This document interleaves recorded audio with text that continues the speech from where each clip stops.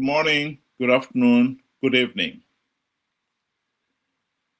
The people of Zimbabwe followed what has been happening in Venezuela very closely and with a great deal of interest, and rightly so too. The two countries have had similar events, much more so of the ill effects of being stuck with a ruthless, tyrannical dictatorship. But I think this cartoon depicts the subtle difference between the two nations.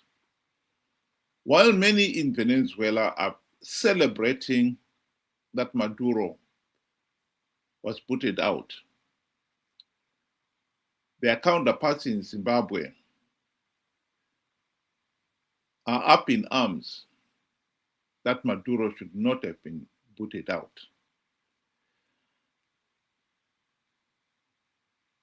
There is a world of difference. The level of mental appreciation of what is happening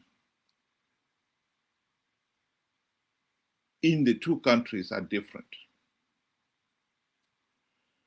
I would like to start this comparison, first of all, referring to an article that was written by somebody in Venezuela.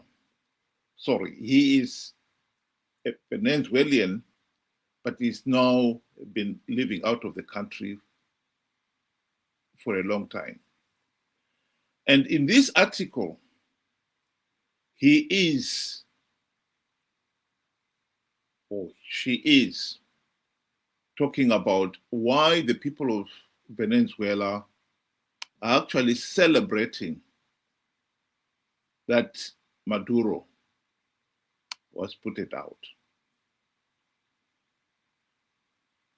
And I think it is an important comparison. In this article, the individual talks of,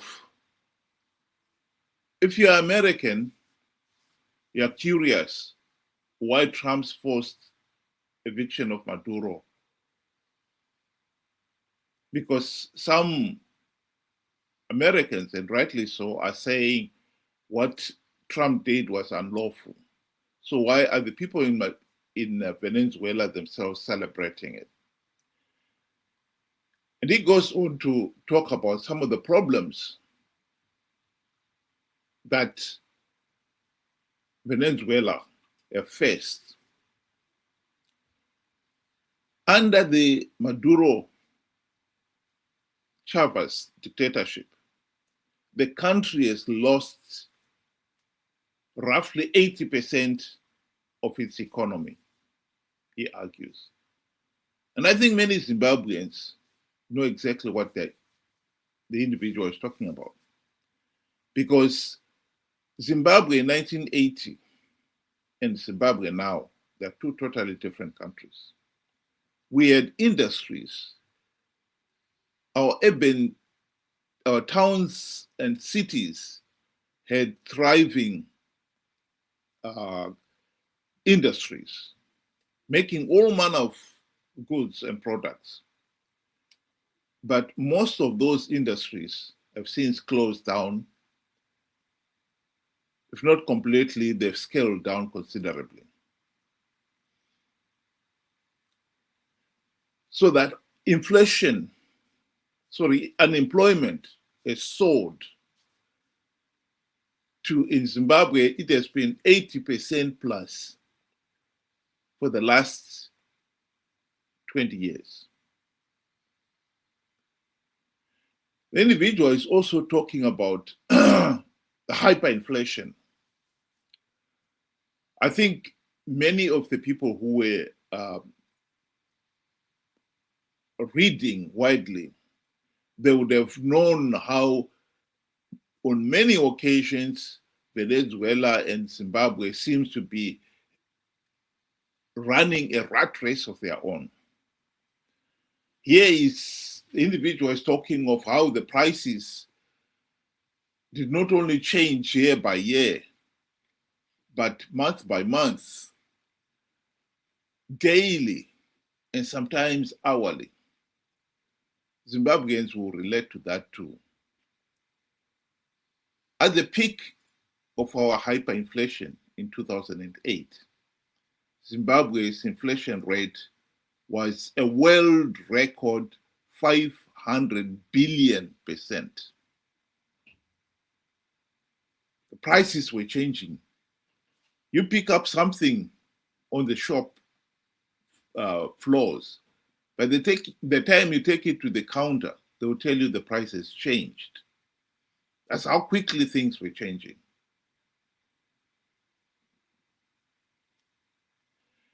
The individual is also talking about the problem with vote rigging, that elections in Venezuela were rigged.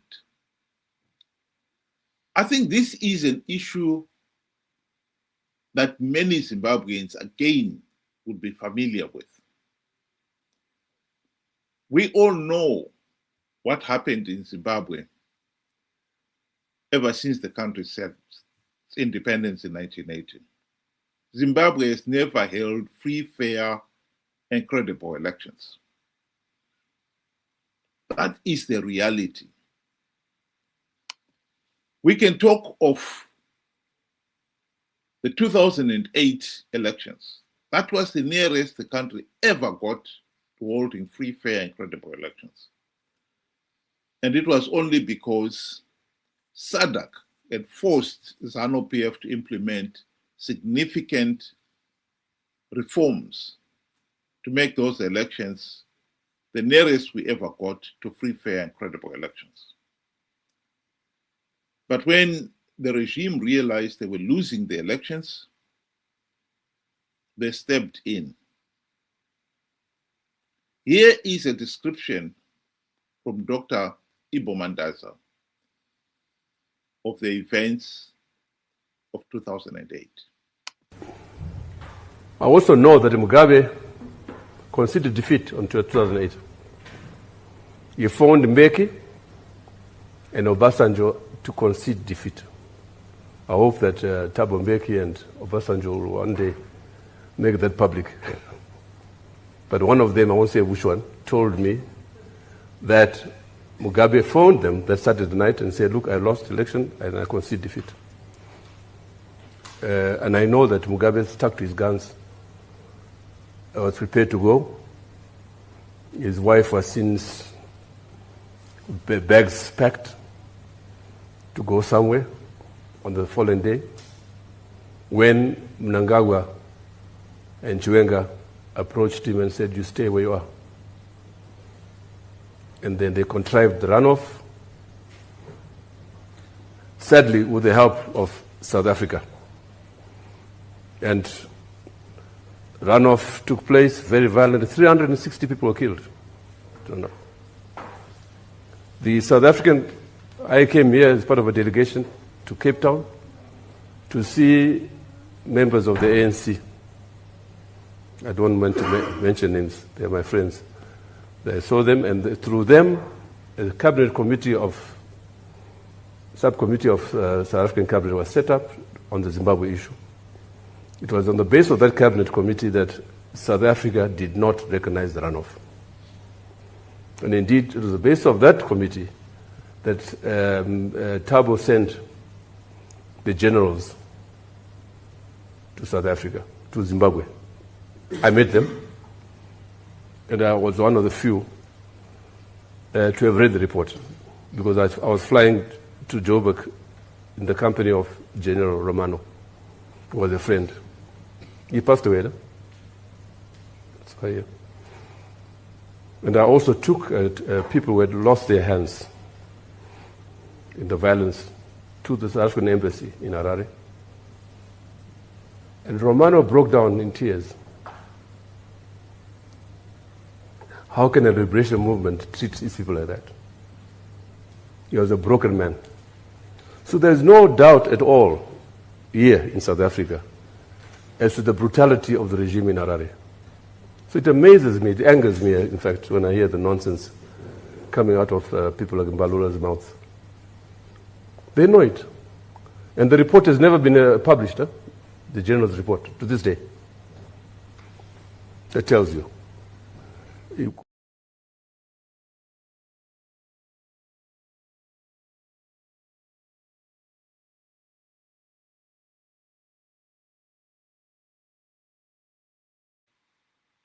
The tragedy is that in Zimbabwe, the two individuals who orchestrated the 2008 electoral coup, Emerson Mnangagwa and Chiwenga,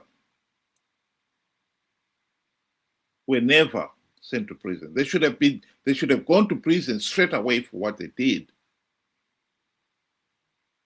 They did not. Mugabe was the beneficiary of that electoral coup, and they turned on him in 2017 when they staged the military coup. And the two thugs are in power today. One is the president, the other one is the vice president. That is how bad our dictatorship has been in Zimbabwe. But it will be amiss to fail to say that the 2008 elections did produce one positive thing. SADC refused to recognize Mugabe and his regime as the legitimate government, forcing him to accept the GNU. The GNU was the golden opportunity to implement the democratic reforms. I don't know whether Venezuela had a similar opportunity, but as far as I know, they did not. And this is where the comparison ends. Venezuela's opposition have been consistently committed to getting the country back on a democratic path. We can't say the same thing with our opposition in Zimbabwe. That is a subtle but important difference. The other thing we can say also is that the people of Venezuela have remained committed to democracy. We cannot say the same thing about our own people.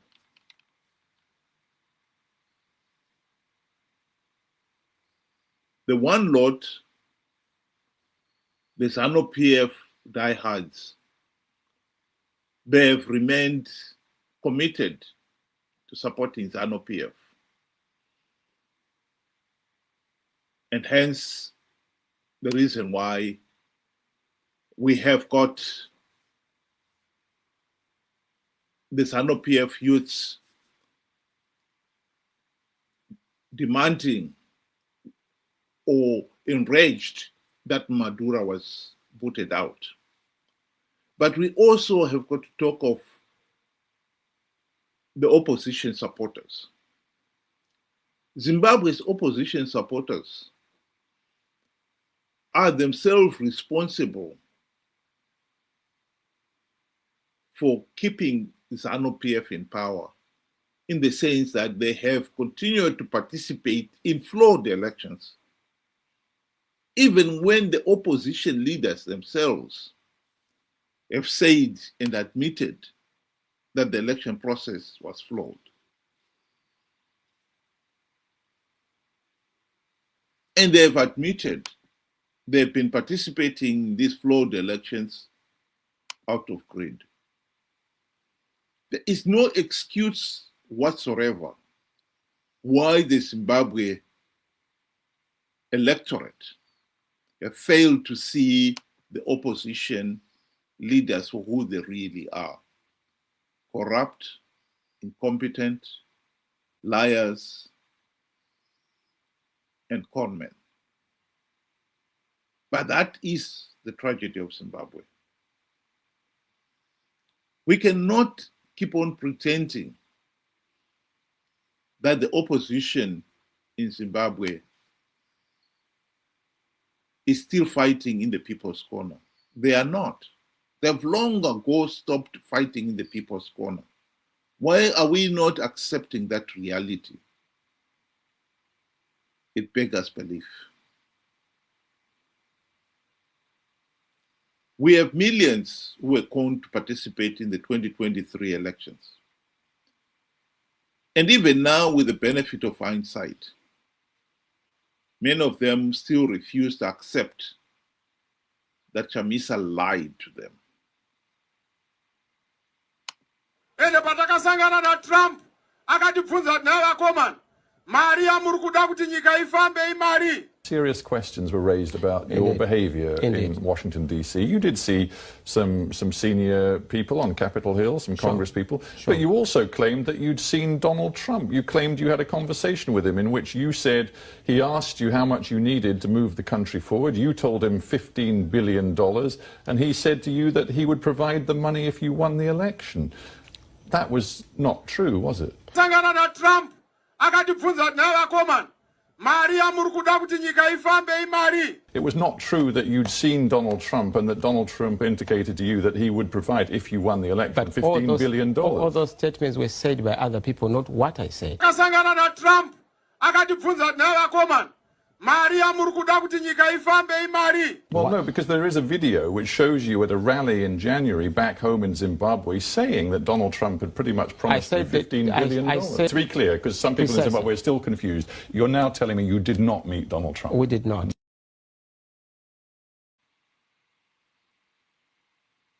This is the tragedy of Zimbabwe. Chamisa is a liar and a conman. Why is it that we have got millions of our own people out there who still stubbornly refuse to accept that political reality? We have got to face the reality that in Zimbabwe, the ZANU-PF dictatorship would have been dismantled years ago, at the very latest during the GNU, if the opposition had not sold out. Pretending that the opposition have done nothing wrong is at the heart of why we have been stuck with the dictatorship these last 15 years. Right now, Nelson Chamisa and these cronies are gearing to participate in 2028 elections on the basis of yet another lie that they would win rigged elections. And if millions participate in those flawed elections, they will give the dictatorship legitimacy. That is the reality. We cannot run away from the fact that we, the people of Zimbabwe, are partly to blame for why Zimbabwe is a failed state, why we are stuck with this ZANU-PF dictatorship. So I go back to the original quotation or statement I gave at the beginning. There are parallels between the dictatorship in Venezuela and that in Zimbabwe, between Maduro and Mnangagwa. However, there are no parallels between Zimbabwe's opposition and the povo and Venezuela's opposition and their populace. And it is that subtle difference that gives Venezuela hope, particularly now that Maduro is out. Yes, the circumstances under which he was removed may not have been the ideal, but if they remain committed, there is hope for that country to end the case of rigged elections and bad governance. Whereas in Zimbabwe, even if Mnangagwa was removed, with the opposition we have, with the povo we have, I think it will be a question of swapping one dictator for another, as we did in 2017.